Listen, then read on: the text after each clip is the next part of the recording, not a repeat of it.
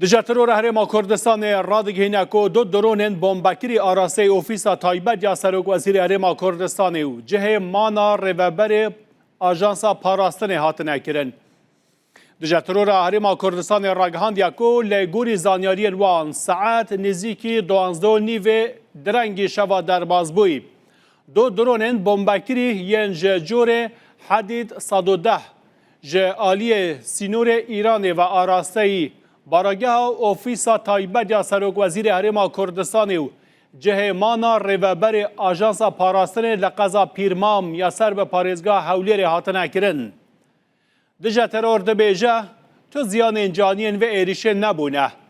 ده داخویانی ده هاتیا گوتن که اوان ایریشو دست دریجیان به تندی شرمزار دکن به تو آوائه که ناین قبول کرن. بر پرسیاریا انجام وان ایریشانجی به تباهی دستوی انجام درانده.